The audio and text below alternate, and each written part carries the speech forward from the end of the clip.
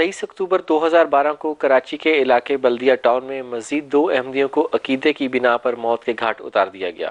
تفصیلات کے مطابق 23 اکتوبر کی رات بلدیہ ٹاؤن کے علاقے میں ایک احمدی ہومیوپیتھک ڈاکٹر راجہ عبدالحمید خان صاحب عمر 40 سال کو ٹارگٹ کلنگ کا نشانہ بنا دیا گیا۔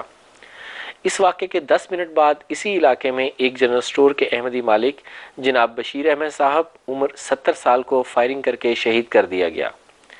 یاد رہے کہ چند دن پہلے بلدیہ ٹاؤن میں جماعت احمدیہ کے مقامی صدر کے خاندان پر اس وقت فائرنگ کی گئی جب وہ نماز جمعہ کی ادائیگی کے بعد گھر واپس آ رہے تھے۔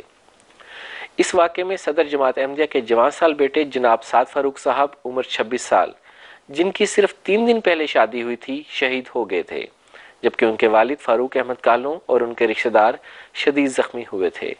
ان کی حالت بدستور خطرے میں ہے۔ ترجمان جماعت احمدیہ پاکستان مکرم سلیم الدین صاحب نے کراچی میں احمدیوں کی بڑھتی ہوئی ٹارگٹ کلنگ پر دلی رنج و غم کا اظہار کرتے ہوئے اس کی شدید مذمت کی ہے۔ انہوں نے کہا کہ ایک ہی علاقے میں احمدیوں پر منظم حملے اس بات کی غمازی کرتے ہیں کہ کوئی گروہ باقاعدہ منصوبہ بندی سے احمدیوں کو نشانہ بنا رہا ہے۔ ترجمان کے مطابق احمدیوں کے معاملے میں حکومت کی بے حسی واضح ہو چکی ہے اور احمدیوں کے جان و مال کو ارزاں کیا جا رہا ہے، جبکہ احمدی اس ملک کے محب وطن شہری اور حکومت کی جانب سے تحفظ مہیا کیے جانے کے حقدار ہیں۔ انہوں نے کہا کہ ہم نے ہر واقعے پر حکومت کے ذمہ داران کو اصلاح احوال کی طرف توجہ دلائی، لیکن اس پر کوئی توجہ نہیں دی گئی۔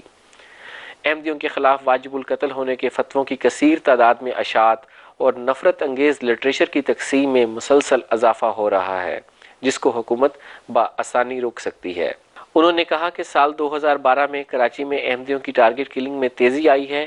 صرف ایک سال میں کراچی میں 9 احمدیوں کو مذہبی منافرت کی بنا پر شہید کیا گیا۔ انہوں نے مطالبہ کیا کہ قاتلوں کو فوری گرفتار کر کے مقدمہ چلایا جائے۔